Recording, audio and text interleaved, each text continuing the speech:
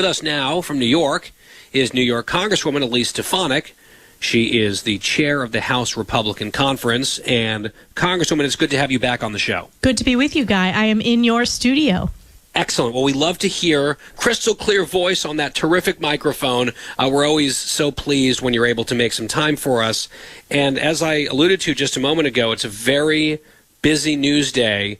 And really at the top of the chart probably is Iran directly attacking Israel for the second time in a matter of months. They did so in April as well. It looks like there were 0 Israeli casualties again this time, but a huge barrage of missiles fired at the Jewish state. Your reaction to what we've just seen? My reaction is this is a result of the catastrophic failed leadership of Joe Biden and Kamala Harris. Let's take a step back of where we were under President Trump. You had the very successful maximum pressure campaign that really had brought Iran to heel. And yet you have seen under Kamala Harris and Joe Biden hundreds of billions of dollars of sanctions relief, essentially writing the check that went to fund these proxies, whether it's Hamas and Hezbollah committing terrorist attacks against Israel, and now an unprecedented direct hypersonic ballistic missile, numerous targeted towards Israel. So this is what weak leadership leads to, and it's more important than ever that we return to the effective peace through strength policies of President Trump. And it's not just targeting Israel. Iran and Iranian proxies have been targeting U.S. service members throughout Biden's presidency. I represent the 10th Mountain Division, home of Fort Drum, and the most deployed division in the U.S. Army, and there have been multiple instances of Iranian-backed terrorist attacks that injured U.S. service members even last year. So this has an implication on our national security and the safety and security of our U.S. forces in the region. Well, apparently Joe Biden and Kamala Harris going on television and saying don't into the camera was not good enough. Has not been good enough. We saw what just happened today, the latest in a whole series and string of attacks that you've just referenced. And I just think moving forward, it seems inevitable that the Israelis are going to respond in some sort of very serious way. They mean business, as Hezbollah has learned in stark relief over the last week or two, as Hamas has learned since October 7th. Do you think that whatever the Israelis end up responding with, that there will be relative unity in the U.S. government supporting them? Well, certainly House Republicans will be unified in their support of Israel. It is Iran who has escalated this catastrophe in the Middle East starting on October 7th when they committed the bloodiest day for the Jewish people since the Holocaust. The tens of thousands of missiles that have rained down on northern Israel, causing 80,000 Israelis to have to leave their home from Hezbollah. And Israel is taking actions to protect its existential existence, Guy. And we strongly support, as House Republicans, I think what you will continue to see in today's Democrat Party, led by Kamala Harris, is this anti-Israel, anti-Zionist left that is strains of anti-Semitism even in the halls of Congress, and needs to be called out. It is more important than ever that the United States stand side by side Israel at her most important time of need.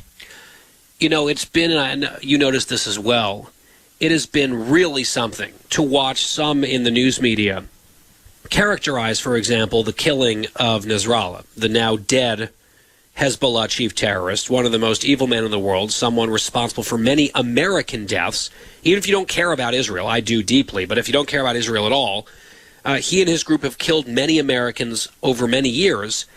And when he was taken out, quite righteously, by the Israelis after thousands of rockets just in the last year fired from southern Lebanon into Israel, violating, of course, UN resolutions for those who care about that sort of thing, and just recently, sadly, killing 12 Israeli children.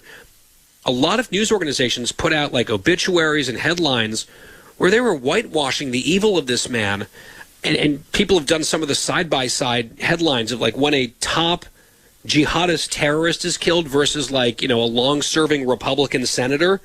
And it's not subtle. It's atrocious. Who the disdain is reserved for in a lot of these newsrooms. And that's how far the mainstream media has fallen. Their moral depravity was on full display when you saw obituaries in the New York Times, the Washington Post, and the New Yorker, and the Associated Press essentially idolize one of the bloodiest terrorists on the planet, who has the blood of innocent Israelis, but also the blood of Muslims. These terrorist groups, these Iranian-backed terrorist proxies, use women and children as civilian shields. And the fact that U.S. media outlets would prop them up and idolize them, it is a disgrace. And it's why that the approval rating for mainstream media is at a historic low right now, because the media has lost their way, much like today's Democrat Party has lost their way, much like universities have lost their way, which I've been heavily involved in. Yes. And we can get to campus in just a second. One other thing coming out of Israel, though, specifically Lebanon, we learned yesterday that the Israelis killed another terrorist. This man was Hamas's leader in Lebanon, right? So Hamas operates out of Gaza primarily, but they have sort of soldiers and terrorists that operate also in the West Bank and in Lebanon. So Hamas chief terrorist in Lebanon was killed. And it turns out this man was also the UNRWA schools union chief. So he was like one of the top education guys at the UN-based organization that is supposed to oversee the Palestinian territories and provide certain, functions and that sort of thing. There have been accusations for many years, credible ones, proven ones, that UNRWA is a hotbed not just of anti-Semitism and bigotry, but actual terrorism. Here is one of their officials taken out by Israel because he was Hamas's man in Lebanon. I just don't understand the mentality of those, including some of your colleagues who believe we need to restore funding to UNRWA, even increase funding to an organization that is utterly bereft, morally. Yes, we need to defund UNRWA. That's what we did during the Trump administration. That's what Republicans stood up for on the House floor. And you talked about accusations. It is more than accusations. It is individuals who are employed by UNRWA who planned the October 7th terrorist attack against Israel, who is Hamas's leader located in Lebanon. The fact that they are personnel of UNRWA just goes to show the moral depravity. And the anti-Semitism has been on full display, unfortunately, with the UN. That's why we need to restore strong America First, peace through strength leadership that President Trump brought to the world stage, and he will do so again. And Guy, people are focused on the economy, they're focused on the border, but they're also focused on national security.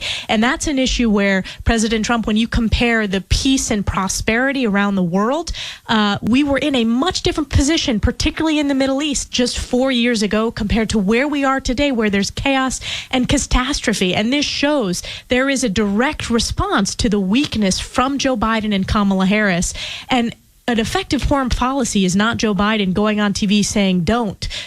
Obviously, our adversaries are ignoring that because they see weakness on the world stage, and the policies have appeased Iran rather than the maximum pressure campaign under President Trump.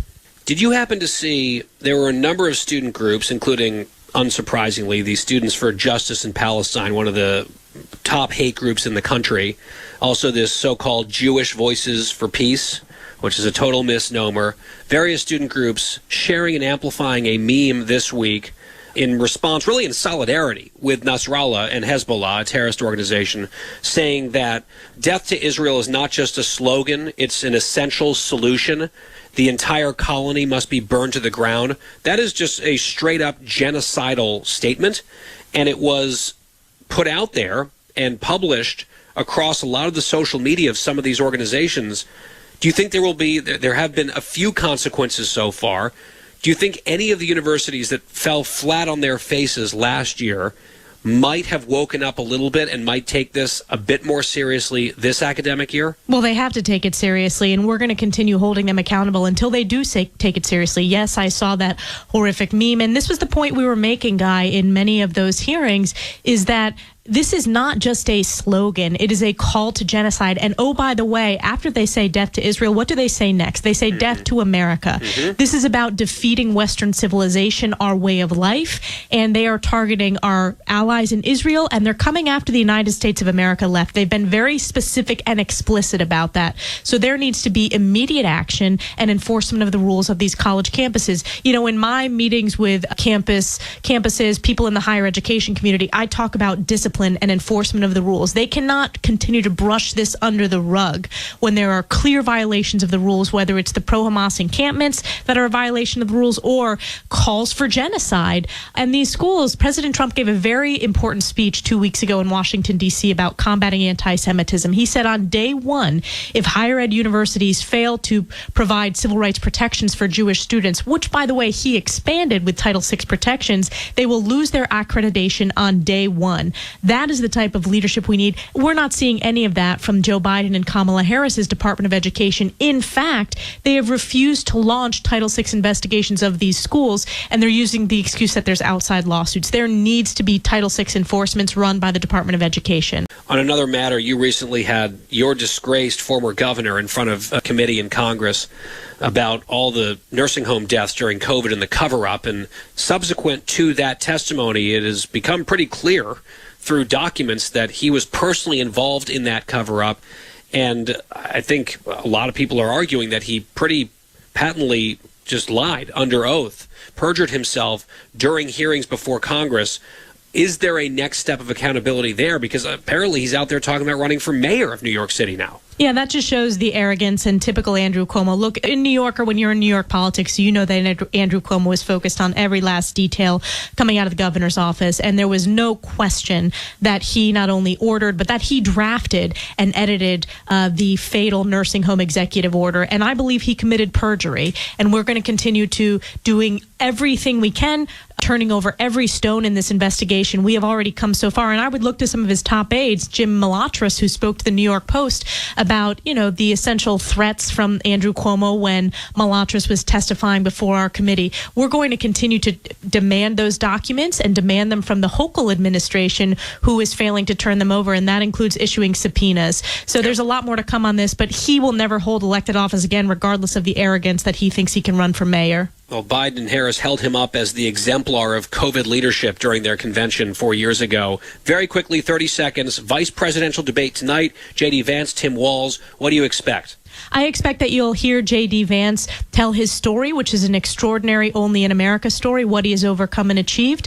I also expect you'll hear him speak directly to the American people, comparing the failed record of Kamala Harris when it comes to the border, when it comes to the economy, when it comes to national security, versus the successful record of President Trump when it comes to our historic economic growth under President Trump, the most secure border in our nation's history, and peace through strength with his national security policies. I think he'll speak directly to the American people, and I think he will win tonight. Congresswoman Elise of New York, our guest on the Guy Benson Show. Congresswoman, thanks so much.